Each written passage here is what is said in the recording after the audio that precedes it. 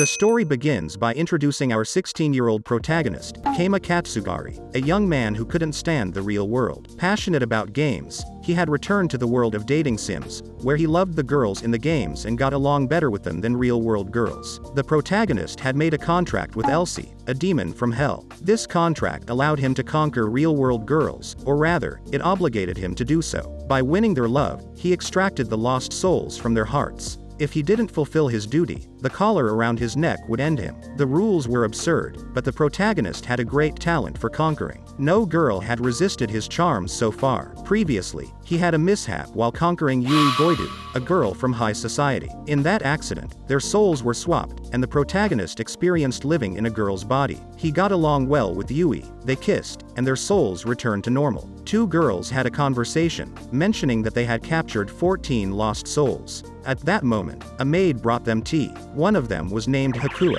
She asked her companion about their colleague, a question that made her uncomfortable. The protagonist continued to conquer girls. After so many experiences, real-world girls wouldn't be a problem for Keima anymore. However, there was one girl he couldn't understand, Akari Karakara. He couldn't comprehend her feelings. She left without saying anything. It would be a problem if the protagonist encountered a similar girl later on. Tsukio Kuju, a girl resembling a doll and a member of the astronomy club, was obsessed with beauty. The protagonist met her in a rather rough manner due to the influence of the lost souls. She turned into a small doll. Despite causing some problems, the protagonist managed to conquer her. Afterward, the lost souls departed, and the girls lost memories of those times. Keima was the only one who could remember the moments with them. At the Miracle Star Festival, Nakagawa Kanan was giving her performance. After that, she had various radio appearances and other commitments. Her manager, Okada, gave her all the instructions. Kanan needed to study for her exams, but she was very tired and fell asleep.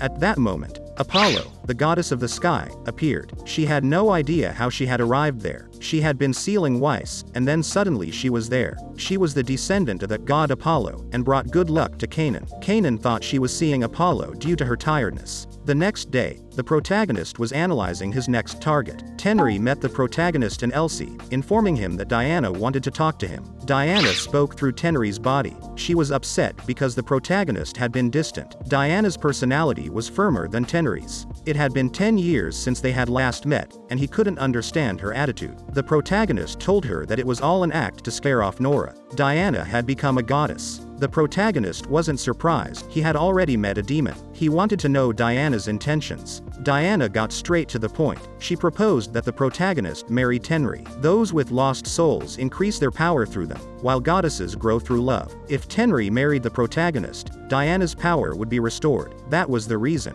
However, the protagonist disagreed with the marriage. On the other hand, Kanan was arriving at school. She attended the same high school as the protagonist and was very famous. She wasn't sure if it was a good idea for others to know about the goddess of the sky. Diana was her younger sister, and Kanan needed someone to trust. The goddess mentioned Keima, knowing about his romantic feelings. The protagonist and she had been together for a week. Since Apollo's appearance, Kanan's memories of the protagonist had become more frequent. However, she remembered being rejected by Keima. After classes, the protagonist talked to Diana, who insisted that he should be close to Tenri. Diana used to carry an umbrella to hide the halo above her head from others. Keima wanted to know why she was visiting his world. Diana explained the connection between the three worlds and souls. Ancient demons left bad teachings. This caused souls to increase, making their power stronger. They had devised a terrible plan to completely extinguish the heavens and turn the earth into a soul farm, thus dominating the three worlds. The demons of the new generation opposed, as did others called Vice. The Jupiter sisters, goddesses of the sky, sacrificed themselves to seal and extinguish the ancient demons.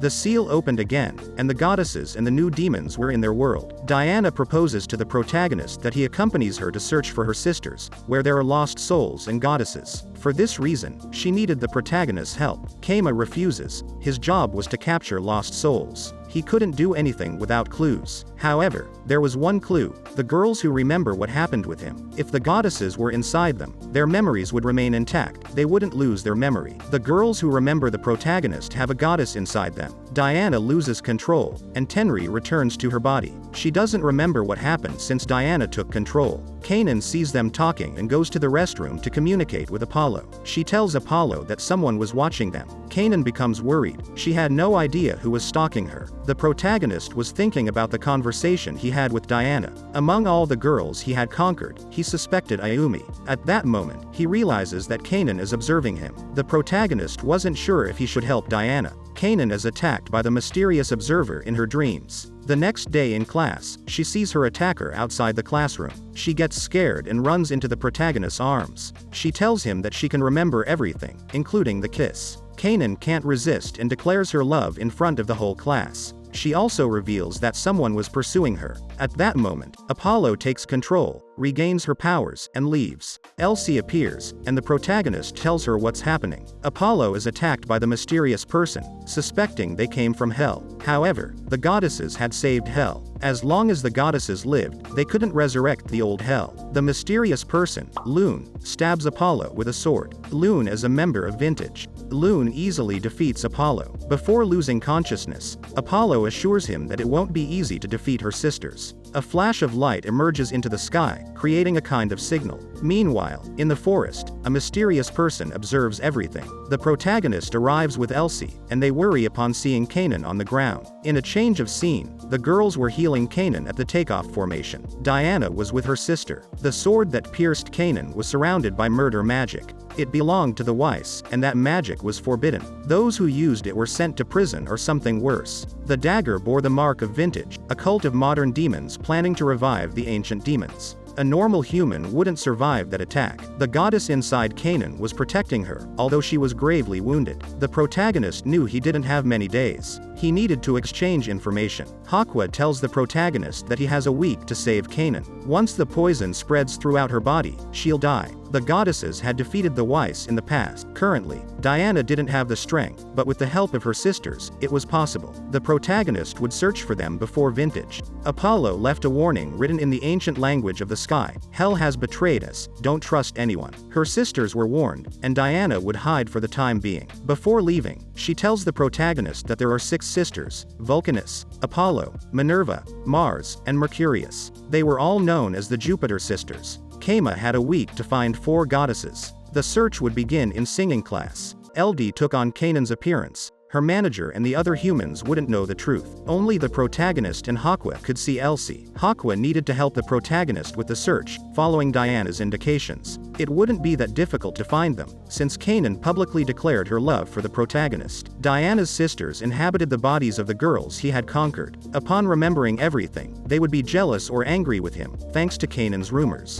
Chihiro spills hot coffee on the protagonist. It was an accidental slip. Then she heads to the classroom. Ayumi hits him. He's blocking the doorway. Both of them seemed angry with the protagonist. Keima continues the search, visiting several of the girls he had conquered. This way, he would know whom to eliminate. The suspicious ones were Ayumi, Chihiro, Tsukio, Shiori, and Yui. The remaining 4 goddesses reside within them. The protagonist needed to hurry with his conquests. They return home, and Keima is worried. He doesn't want anyone else to end up like Kanan. The protagonist is confessing to them again, as the goddesses need love to increase their power. He has to conquer all 5 at once. He tries with Ayumi and then with Chihiro, but he's not successful. Tsukio doesn't remember the protagonist, but she acts suspicious. Keima goes to see Shiori. She still remembers him but doesn't know if she likes him. She would be the easiest to find, as she's in a library. At that moment, Yui appears before the protagonist. Apparently, she doesn't remember anything, but that doesn't stop them from talking. She wants to get to know Keima and confesses her love for him. Shiori sees them together and gets uncomfortable. Haqua intentionally interrupts them.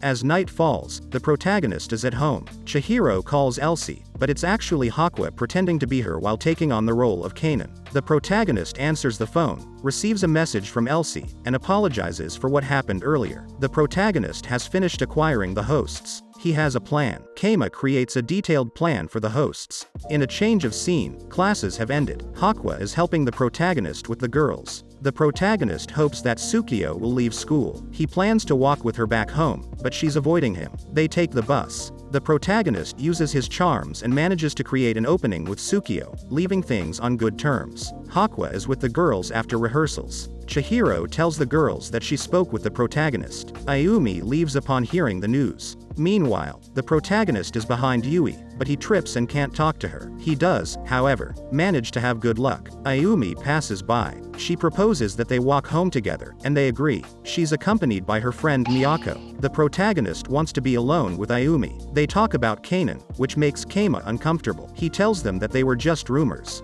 Across the street, Elsie and Chihiro are there. The protagonist has no choice but to enter the shopping center to avoid them. The girls also enter the mall and head to the second floor. They can't find each other. The protagonist secretly talks to Haqua. At that moment, he quickly disappears as Ayumi suddenly arrives. She tells him that it's best for him to stay away from her. But he doesn't give up. He knows those aren't her true feelings. Haqua reappears and surprises her, pretending not to know they were in the same place. On the other hand, the protagonist meets Chihiro. He tells her he's looking for bass strings for Elsie. Chihiro helps him. After that, she plays the guitar, and they have a special moment. The protagonist gives her a compliment. She gets nervous and quickly leaves. The protagonist is making progress with the girls. The next one is Shiori. The library is closed, making things easier for the protagonist. Haqua distracts Shiori, allowing the protagonist to take a look at her notebook. She likes science fiction. The story she's writing describes a character similar to the protagonist. Just as she's about to discover how he will conquer the protagonist, who in this case is her, there's no more information. The last thing she wrote was that the character had died and had a space funeral. Shiori finds the protagonist snooping in her notebook. She gets very nervous and quickly takes it away. The protagonist mentions that she changed the ending of the story. The character didn't die. He managed to come back after a while. She denies it. She doesn't want him to come back. They start a conversation through the notebook and characters. In the end, the protagonist gets his way and leaves on good terms with Shiori. Then, the protagonist meets Yui.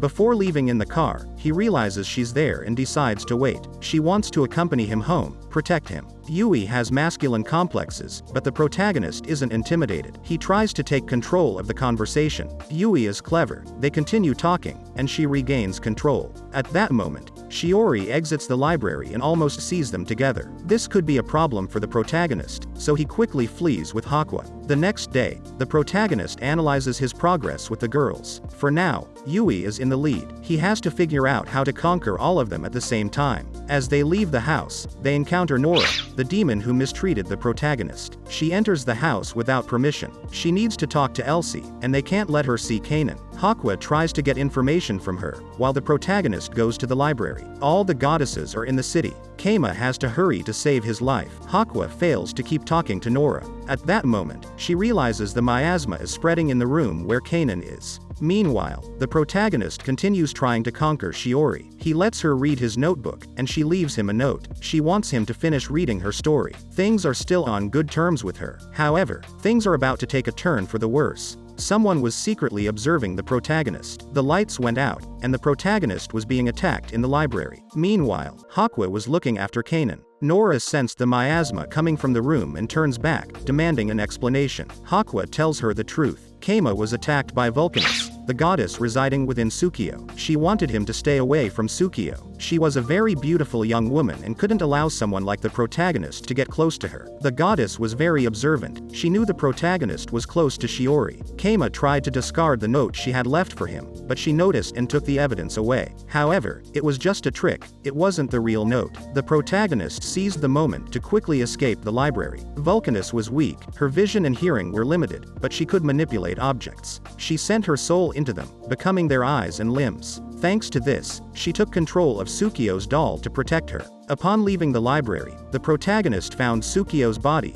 but Vulcanus was in control. He wanted to talk to her, so he regains control, but she was angry. She remembered everything about the conquest. Furthermore, she knew that the protagonist was spending time with Chihiro and the librarian. She didn't want to talk to him anymore. The only way was for him to defeat Vulcanus to reach her. The protagonist tried to play the victim, but the goddess wasn't easy to deceive. He manages to create an opening and talks to Tsukio. She used to be happy alone and had no idea how she had fallen in love with the protagonist. Keima pleads with her to kiss him. That would solve all the problems. Vulcanus attacks him again. The protagonist is willing to endure punishment for Tsukio's love. This touches her, and she stops Vulcanus. She was ready to trust the protagonist again. However, one of the objects Vulcanus was manipulating manages to hit the protagonist in the head, rendering him unconscious. Tsukio proposes to tell him the truth about the sisters, but Vulcanus still doesn't trust him. The protagonist is unconscious in Tsukio's arms. She kisses him, and the love strengthens the goddess inside her. Meanwhile, Haqua continues talking to Nora. She tells her that not everyone on the Lost Soul team is good. There were rumors that Vintage had infiltrated the team. Someone from the team had ordered the search for the goddesses to capture them. At the moment, the person who did it was unknown. Vulcanus arrives with the protagonist, overhearing part of the conversation.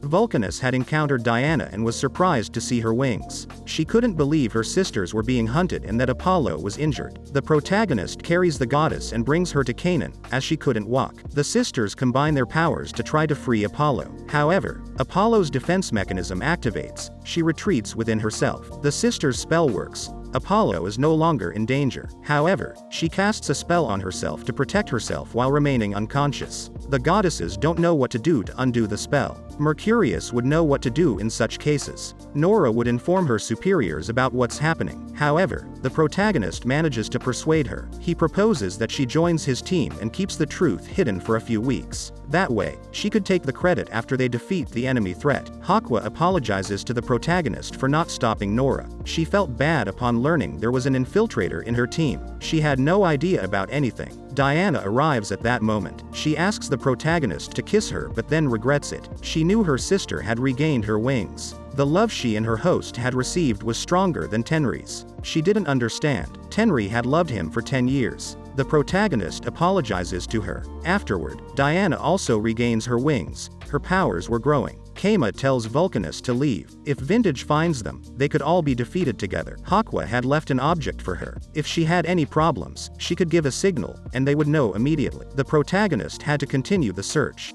Vulcanus was concerned about Tsukio's feelings. She loved Keima. Haqua tells the protagonist that there's no rush now. Canaan is safe. Nevertheless, the protagonist has to finish his conquests. Upon leaving the house, Yui is waiting for him. She knows he's interested in her, so he decides to play along. The conquest has begun. Keima suspects that Yui's goddess has taken control, just like Diana and Tenri. Her personality is entirely different, but she had a drastic change. Vintage might find her, so they need to move quickly. Yui is talking to some classmates at school. They laugh at her for wearing a boy's uniform. She notices someone is observing her. She approaches and realizes it's the protagonist dressed as a girl. He's getting closer to her, but Yui isn't easy to conquer. Yui asks Elsie about the protagonist. Suddenly, they find themselves climbing the school stairs.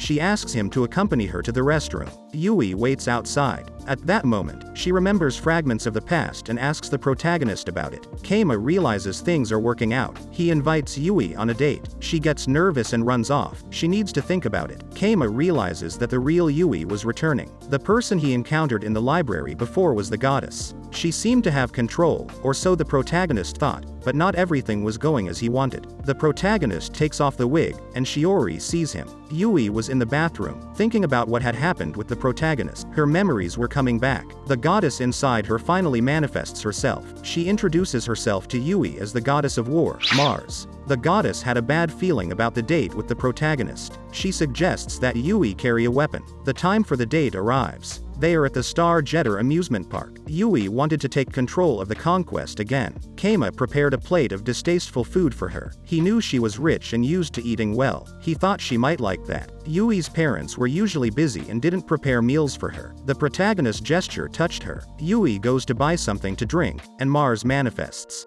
She talks to Yui, who has no idea what's happening, why a man is dressed as a woman. Nevertheless, she decides to support her. She likes Yui. A group of guys flirt with the protagonist. Yui notices and comes to his aid. The guys were looking for trouble. Mars's strength manifests, and she sends one of the guys flying with a single punch. Yui apologizes to the protagonist for leaving him alone. They head to one of the attractions, a terrifying one. There, they can wear costumes. Yui asks Mars if she has ever fallen in love. Mars hasn't had time for that. She's always been in battle. In a change of scene, the protagonist has dressed up as a princess, and Yui as a knight. She's excited to see the protagonist this way. The castle is very dark, and Yui gets scared by one of the puppets. They are being spied on by someone suspicious. Yui separates from Keima and heads to a large hall in her search. One of Vintage's members has kidnapped him. The mysterious person traps Yui with infernal magic. He wants to make a trade, information for the protagonist's life. However, However, he tries to take her life. Yui quickly approaches and stops him. The person pushes her, and Mars takes control of her body. She attacks the person swiftly and reveals their identity. It's Haqua.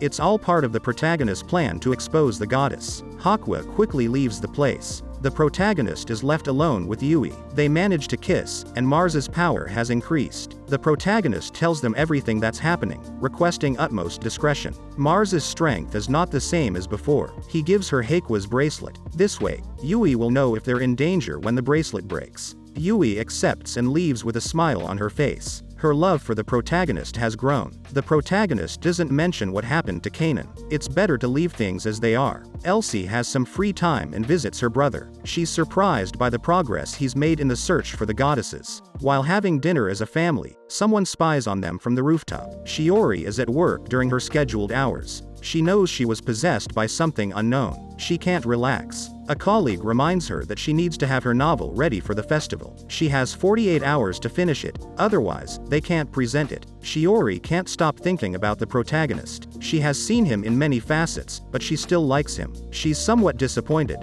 The protagonist promised to finish reading her novel, but he hasn't come to the library again. She remembers everything that happened. The goddess starts showing herself to her. Then she realizes the protagonist is at the library. The protagonist has come to read her novel. He's curious about his outfit, as he's dressed as a woman. Keima explains with a lie. Seeing that Shiori doesn't understand, he plays the victim and tries to leave. She insists on talking to him. She wants to know his problems. Keima suggests walking back home together, and she agrees. However, she's not at ease. She suggests going into a ramen shop. While eating, Shiori asks the protagonist if she can use him as the protagonist of a story. Keima agrees. They finish dinner, and they will meet at the library the next day. The next day, Shiori is writing the novel she'll present at the festival. The protagonist will stay with her until she finishes her story. He motivates her, but at the same time, he intimidates her. She has a tendency to escape. The protagonist tells Haqua about the situation. She leaves them alone, needing to report to her superiors. Haqua can't stop thinking about what Nora said about vintage. She wants to find out on her own if it's true.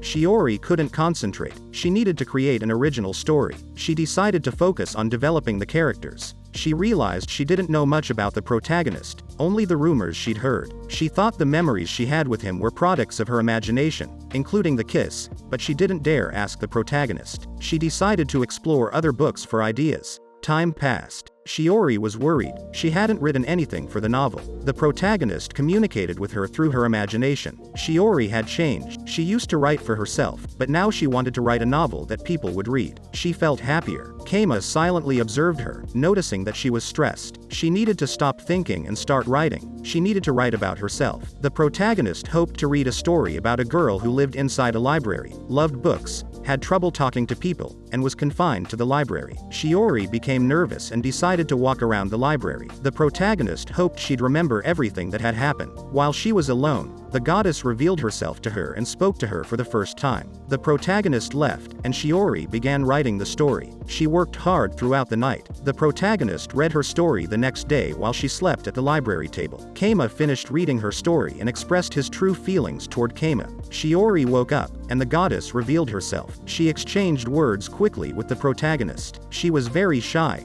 just like Shiori. She left, and the goddess took control again. Keima congratulated her. It was the best thing she had written. Only she could write something like that. He tried to take the novel from her, but the protagonist hugged her, gave her a kiss on the cheek, and her love fully awakened. Keima gave her Haqua's bracelet and asked if he could visit her every day. Shiori was taken aback. The protagonist had completed his conquest, finding the goddess within Shiori. As the protagonist left, the goddess revealed herself to Shiori. Her name was Minerva, and her power had increased. Her wings spread throughout her body, yet Shiori still had trouble talking to people. Elsie wasn't having a good time. Being Kanan was exhausting. She wondered about her brother's life. The protagonist was unconscious on the floor, unable to move. He was cold. He seemed to have fallen ill. Haqua wasn't there to take care of him. He had spent the entire night with Shiori in the library and was exhausted. However, he couldn't stay home. He needed to find the last goddess. At that moment, a blonde guy appeared before the protagonist. His name was Ryo Asama, Nora's companion. He was with the protagonist on Nora's orders.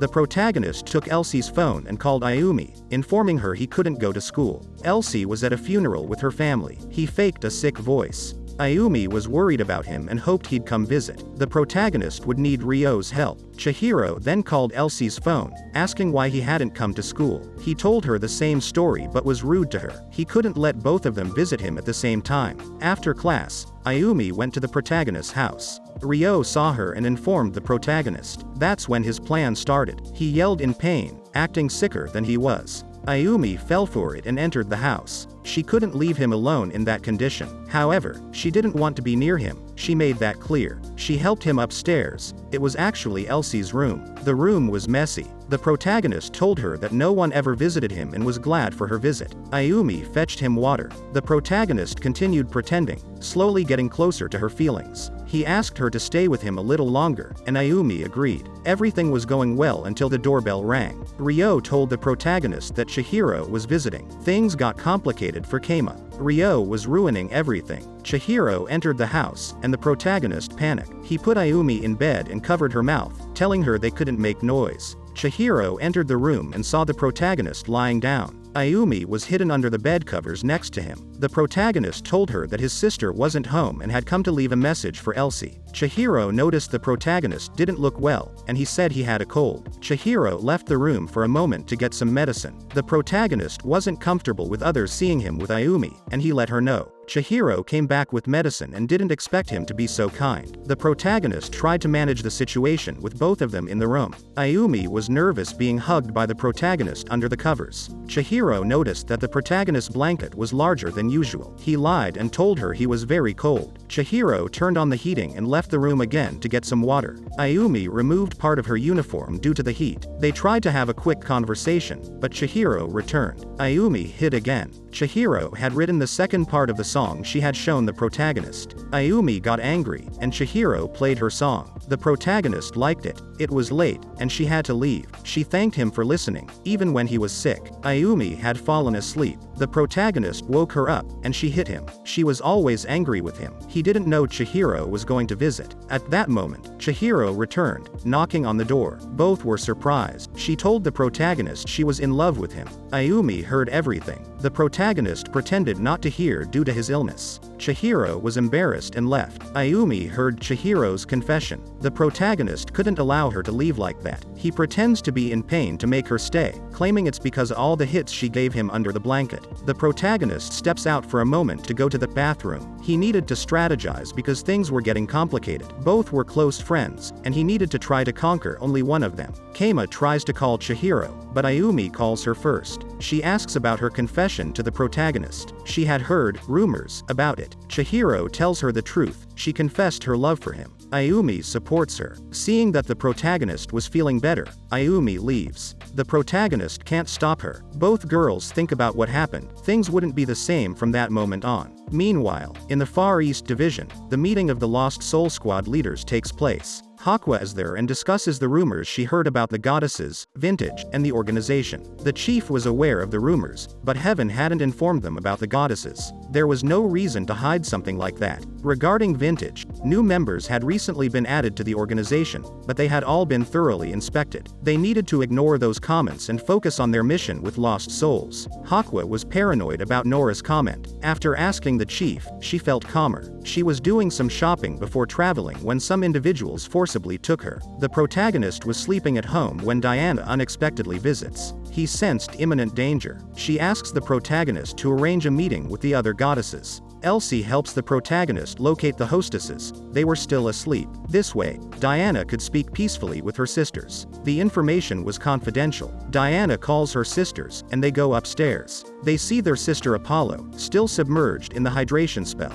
If they fail to reverse the spell, she could turn into water forever. The only option was to call her so she could reverse the spell. Minerva could amplify her sister's power. They all place their hands on Canaan and call their sister. The protagonist is transported to the Oracle world created by Apollo. He can hear his sisters calling her. She's busy praying and can't return to the city. Her life is full of bad luck. Her job is to clean the city. Apollo is a priestess. She can only slightly alter the flow. The Weiss gain power, but the goddesses remain weak. The protagonist will do everything possible to change the situation, favoring the goddesses. Apollo's prayers can resist for only 3 more days. After that, they will be ineffective. The protagonist returns to the room with the goddesses. Apollo has cured him of his illness. The protagonist doesn't want them to leave. The situation is worsening. They could be attacked by Vintage. The protagonist will take care of it and will need the goddess's help at some point. Haqua is in a prison cell. Public safety treats her like a criminal. Nora visits her and talks to her. She shouldn't have said those things in the meeting.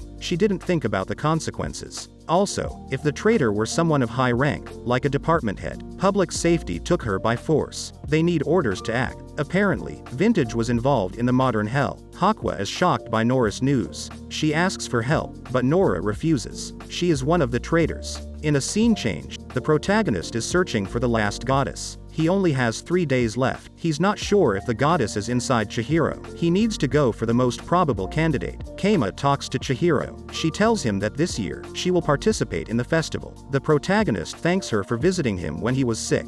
Chihiro asks him to accompany her to the festival. The protagonist is making progress, but he has doubts. He talks to Ayumi, and she keeps talking about Chihiro. She doesn't give him any signals. Chihiro gives the protagonist a guitar pick as a gift. The protagonist confesses to Ayumi that he planned to kiss Chihiro at the festival, hoping she would get angry, but she didn't. After class, Ayumi wishes Chihiro luck on her date with Keima. She wonders how she found out. Meanwhile, the protagonist hears news about the festival outside of school. Nikaido appears before the protagonist. There will be costumes at the festival. She's ready and will be one of the minions of a demon. The festival has begun. The protagonist needs to kiss Chihiro that night. It needs to be private to avoid catching Vintage's attention. Keima waits for the right moment and suggests to Chihiro that they go somewhere quieter. Chihiro is suspicious of his intentions. There are too many couples all over the school. The protagonist gives up and suggests going back, but Chihiro wants to go somewhere more secluded. Ayumi moves away from the people at the festival. She wants to take off the costume she's wearing. At that moment, she hears voices from inside the school.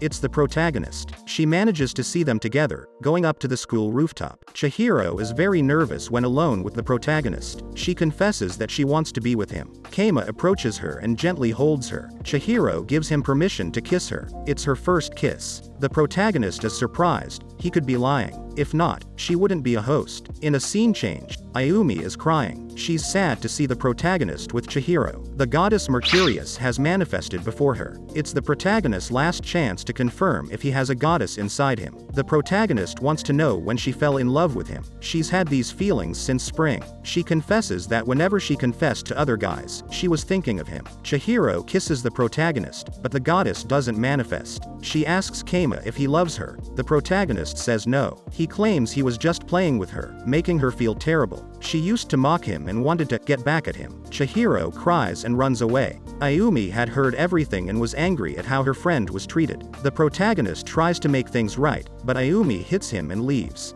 Mercurius wants to know why she's still worried about the protagonist. She'd given up. She doesn't understand human love. The protagonist is depressed in the shower when Diana talks to him through the door. She wants to know how the search is going. The protagonist says there's only one goddess left, and then everything will be done. But Diana knows it's not true. She decides to enter and confesses she's in love with him. Her guilt interferes with Tenri's love. She must love Tenri before her love for him grows. She lets Tenri take over, but she faints. Diana pressures her to confess her love for him, but she doesn't know what to do. The protagonist is angry about what happened with Chihiro and doesn't want to pretend anymore. He asks Tenri to step back. The protagonist leaves the shower, and Tenri tries to make him smile. She notices he's upset and performs a magic trick. She confesses that she loves him but hopes he'll return to his former self. He used to smile all the time. After talking with her, they manage to be on good terms. The festival at the academy continues. The protagonist meets Elsie. The band has a costume trial, and he thought his brother had come to listen to them.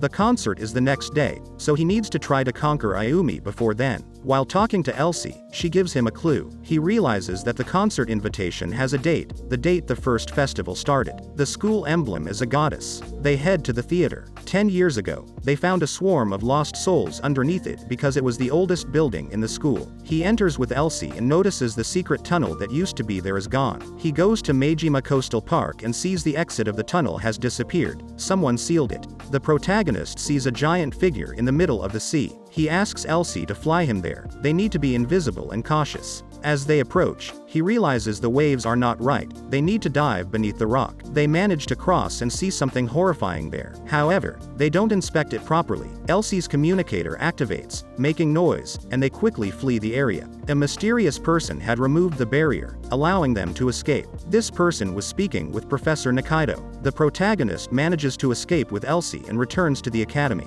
They wonder what that sinister place was and what the eggs they saw were. Elsie says they were lost souls surrounded by figures that belonged to Vintage. They were raising lost souls to revive the Weiss. Something big was about to happen, and the protagonist could only focus on the conquest. Keima meets Ayumi at the festival. She hits him in front of everyone and tells him to apologize to Chihiro. She can't stand to look at the protagonist. The protagonist doesn't give up easily. He joins Ayumi's festival workgroup and tries to get close to her to fix things. He flirts with her unexpectedly, but they're interrupted by customers. One of them is Chihiro. She notices the protagonist talking to Ayumi, wishes her friend luck, and leaves. Ayumi doesn't want to talk to the protagonist. Ayumi's shift ends, and Chihiro will take her place. She tells Ayumi that the protagonist rejected her, so Ayumi can stop helping her conquer him. She's a good friend. Ayumi is speechless, and a customer arrives. Chihiro attends to her. It's Loon. She's at the academy to hunt goddesses. Ayumi is very confused. Her feelings toward the protagonist are strong. She talks to Mercurius and returns to the festival. Loon starts following her. She knows Ayumi is the target, the marked one. Once the preparations are ready, it's time to attack. The protagonist follows Ayumi but loses sight of her when he stumbles upon Chihiro. He asks Chihiro to help him conquer Ayumi. They need to team up, as time is limited. Chihiro gets angry, hits him, and has no idea what he's talking about. Loon remains at the academy. She's informed that preparations are ready, and it's time to begin their evil plan. Keima continues searching for Ayumi, but Chihiro finds her first.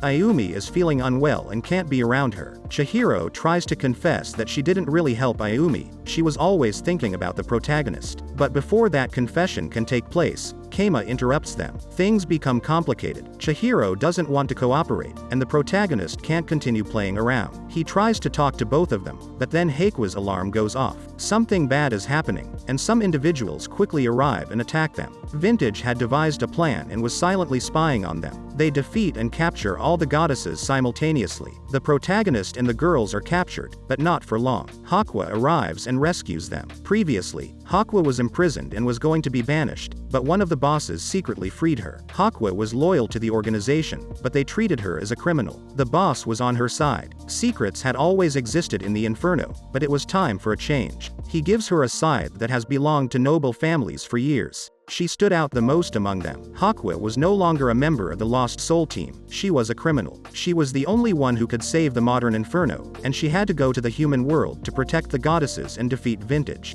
The battle between Haqua and the organization continues. The protagonist takes advantage of the distraction to escape with the girls. Haqua manages to defeat the 3 Vintage members, leaving them unconscious. She apologizes to the protagonist for not returning earlier. The protagonist is happy to see her, but the girls interrupt. The protagonist improvises, asking Haqua for help to continue the conquest. They mention it's a special cinema job, and that's why there was a whole spectacle. Haqua informs the protagonist that the goddesses were attacked. Someone in Vintage knew that the goddesses were hiding in Lost Souls. They capture all the girls the protagonist has conquered. Loon didn't know exactly where each goddess was but planned to eliminate them all, making it easier. Ayumi leaves, and Haqua tries to stop her. However, the protagonist has a plan. He asks Haqua to watch over Ayumi, as he would be unprotected. Nora appears, ready to help. She didn't want Vintage causing trouble in her district. They could refuse, but it was the only help they had, so they accept. The protagonist goes with Chihiro. It's best for him to stay with Elsie.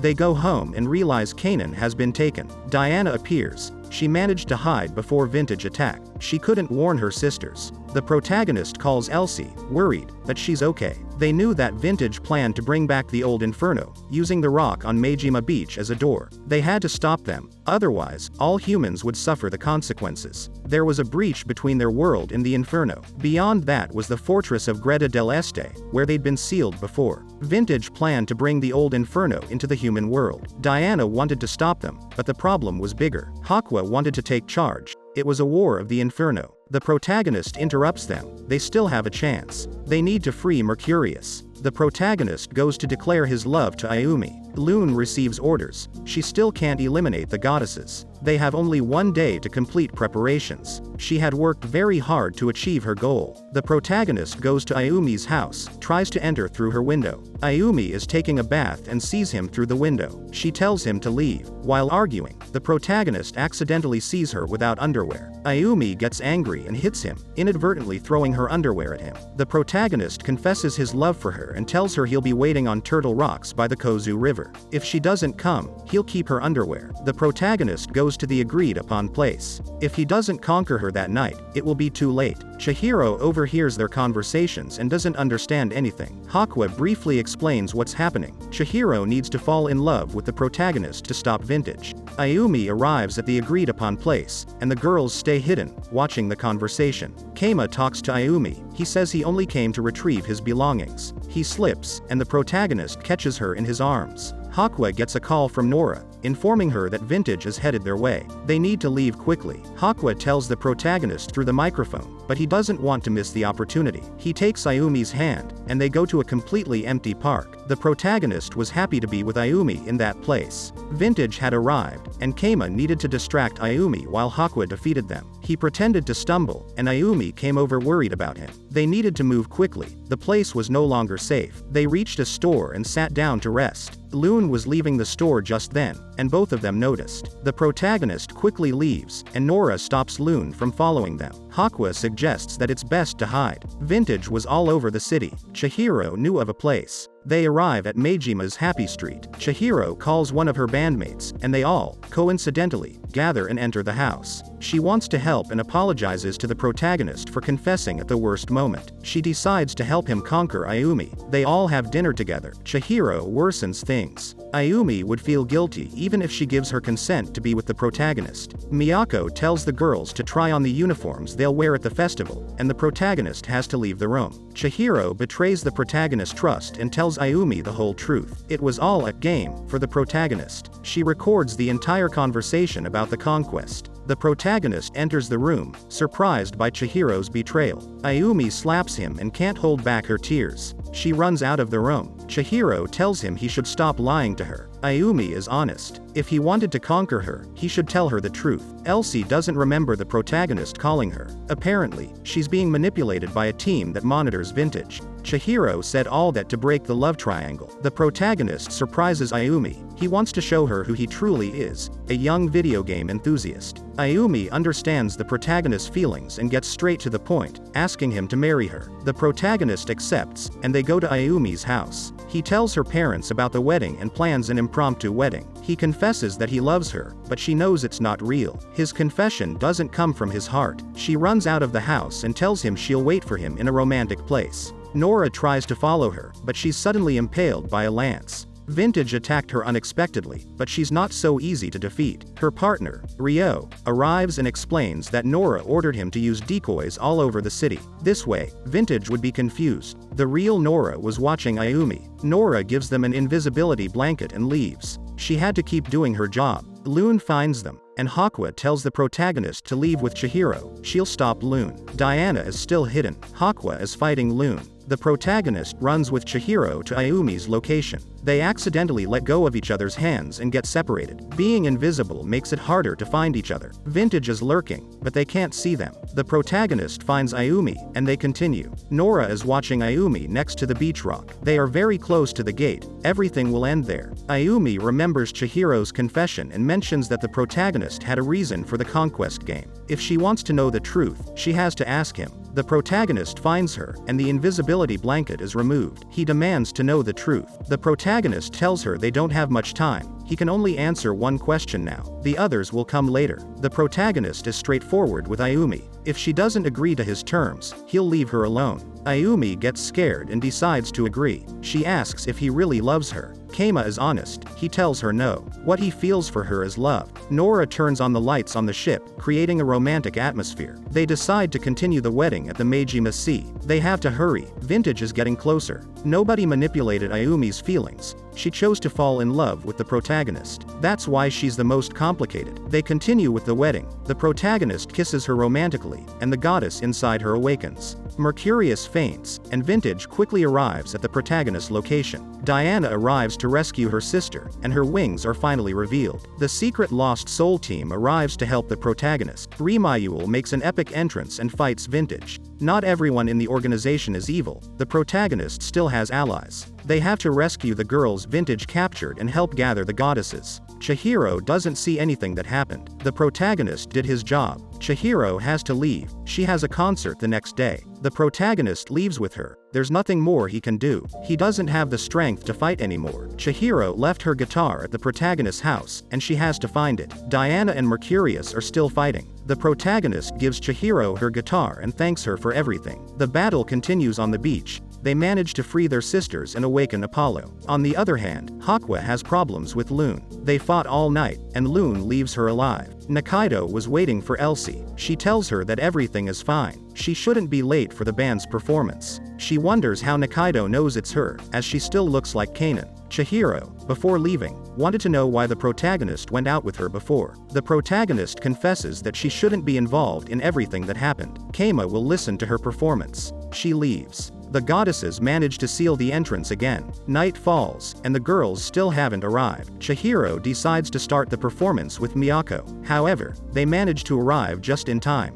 They quickly run to change. The audience was waiting for them. The Academy Festival was about to end. It was time to have fun and remember all the good moments they had during that school year. Kanan goes up on stage. She wants to sing with the girls. Chihiro agrees, and the show begins. The protagonist goes to see the girls' performance. The goddesses emerge from within them during the concert. Chihiro senses their presence. The protagonist regrets the words he said to Chihiro. They weren't his true feelings for her. The performance is a success. Vintage is defeated, and its members are captured. Everything has returned to normal. Haqua returns to the organization. Nora is promoted to section chief, and Keima Katsuragi decides to put video games aside and step into the real world. And that's how the first season of this anime ends. If you've reached this part of the video, let me tell you that you've been one of the few people to make it this far. So comment the word God in the comments. Remember to subscribe to not miss any videos. With that said, see you in the next video.